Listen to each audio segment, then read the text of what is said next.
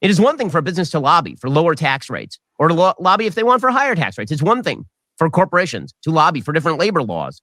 It is another thing for corporations to try to sign into a debate over whether kids aged 7 should be forced in public school to learn that boys can be girls and girls can be boys.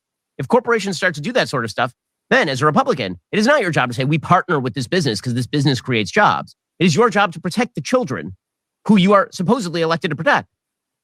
It is very odd to me that you are going to allow allegiance to a sort of business mentality to overrule basic common sense. And essentially, your most important job, protection of the innocence of kids. I mean, shout out to Ben Shapiro for saying what needed to be said. I'll give him that. Shout out to him. This person says, fire from Ben Shapiro on Disney. I just want to, Disney layoffs hit Disney Plus leadership teams as Bob Iger resets streaming strategy. Disney finished a long week of laying off thousands of more workers as it's looking to slash 7,000 jobs by summer. The elimination occurred across the company's business segments, including Disney Entertainment, ESPN, Disney, and the parks. Wow. Experiences and products. However, reports point to a sizable number of cuts at Disney as Disney chief Bob Iger attempts to reset streaming giant reconcile costs. Top executives within product, technology, and data within streaming division were let go. Marketing and business development teams were also impacted. The company's direct-to-consumer division, which includes Disney Plus, Hulu, ESPN, shed a whopping $4 billion plus in its fiscal 2022 ended after it spent an estimated $33 billion on content last year. They're losing money across the board. You know what I mean? They're losing money across the board. We don't even need to make this any longer than what it is. I wanted to share that with you guys. Disney has been lackluster between the Marvel movies. I mean, the Marvels that is getting ready to come out about, Captain Marvel 2, that's going to be a bust. We already know it's dead on arrival. Everything that's been coming out of Disney has sucked. And meanwhile, you have Super Mario Brothers movie that is already at $1 billion, has made $1 billion.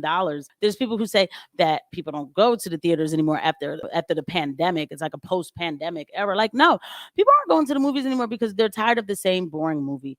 And that's really what it is. I went to John Wick and I enjoyed every bit of that. I did. Disney is like, we're just going to double down on the fact that we're putting out all, quote, woke Marxist stuff. It's all part of the Great Reset. We know this. So I'm not shocked, but I just want to report. It's a shame. I remember being a child and loving the whole Disney vibe, the Disney feel, going to Disneyland, Disney World. Now you have this corporation, this big name, Disney, that's promoting adult Pride Night. Like, what is this? You know what I mean? What is it?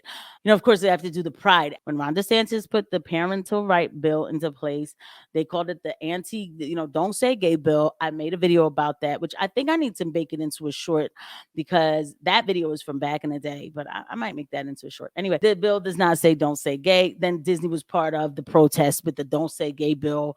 They got involved. What were you doing? You were doing just fine, even though you were making busted movies around that time already, but you were doing just fine. And now look, you shouldn't have got involved politically. You just shouldn't have got involved politically. But in the Great Reset and the line, the reset wheel and the line of Marxism, there's big things here for LGBT inclusion. It's all part of the reset wheel. So it's like, it becomes to me, a sacrificial, a sacrificial cult-like stand that they took, and they're losing money.